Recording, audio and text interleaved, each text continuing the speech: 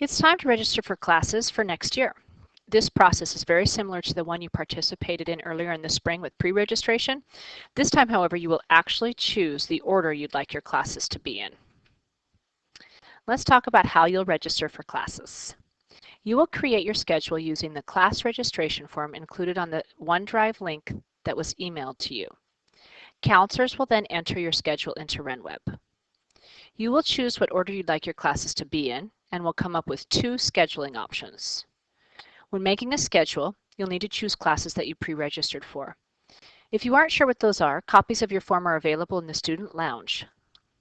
Next year's junior and senior registration forms are due to the main office by Friday, May 29th at 8:10. We'll begin inputting schedules at that time, so if your form is late, you will be scheduled last for your grade level. If you have any questions, counselors are happy to meet with you Tuesday, Wednesday, or Thursday to talk through any scheduling issues you might be coming up with. How will you know when classes are offered? We've included a form on the OneDrive link also. On it, you will find a grid that shows you which blocks each class is offered. In this Bible example, you can see Bible 11 is offered blocks 1, 2, 3, 4, and 7. The reason Bible 9 during Flex is shaded gray is because this is a class that runs all year long during Flex block. C.S. Lewis in the Flex isn't shaded gray because students may take this class either in the Fall Flex or in the Spring Flex. The trickiest part of filling out the registration form is Flex block. This is a sample for junior and sophomore students. In this, it's the same as the pre-registration form you filled out, but let's just look at a few examples.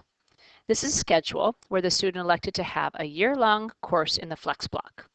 If you look at the blocks for Spanish 2 on the grid, you'll see that the Flex block is shaded gray. That's because Spanish 2 runs in Flex all year long. Here's another example. This student has two different Flex block classes that only run one term each. Your course registration form will have spaces for you to create two scheduling options, and you want to make sure that you create two schedules you could live with. Keep the rigor of each semester in mind and work to create balance in these options. Now, the reason you are creating two schedule options is in the event that a course from your first schedule option is full, we want to make certain that we have a backup. Now, senior registration forms are unique. You'll fill out blocks 1 through 4 for fall term and 6 through 8 for spring term, as seen in this example.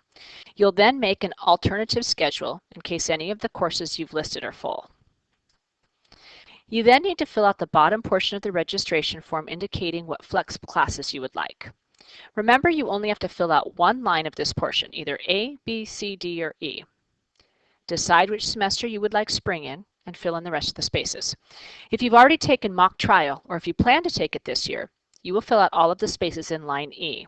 This is because you won't need speech. Here's an example of a student who chose speech first semester and C.S. Lewis for the rest of the year. Here, the student chose late arrival first semester, speech second semester, and studio art semesters 3 and 4. In this final example, a student's already fulfilled the speech requirement by taking mock trial. They've asked for psychology during the Fall Flex and AP Physics review in the Spring Flex. Speaking of reviews, it's time to clear up the question, when do I have to take an AP review class in Flex? If you're taking an AP class in the spring and that class has a review course, you must take it. This includes AP Physics and AP English Language. If you're taking both of these classes, try and put AP Language in the fall to avoid that Flex block conflict. If you're taking AP Language in the fall, you may take the AP Language review in the spring if you'd like to brush up on your skills before the test, but this is completely optional.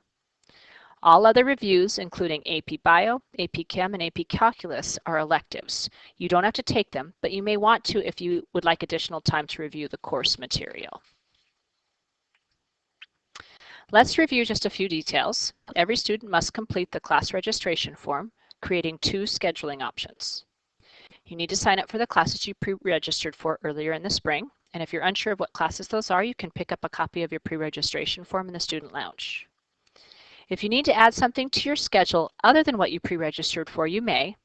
However, if the class fills, students who pre-registered for a course will receive the priority. If you have a major conflict when creating a schedule, or if you're missing a course, there's space on the class registration form to note any major conflicts or alternative choices.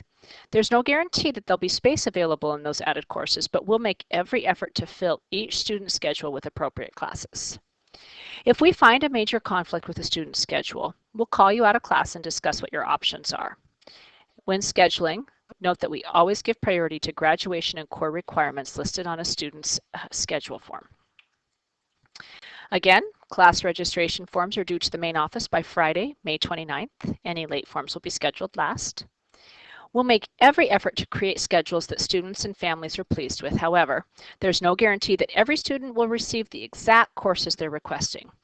We're diligent in creating a schedule with as few conflicts as possible. If you have any major concerns, please contact your counselor. Thanks and have a great week.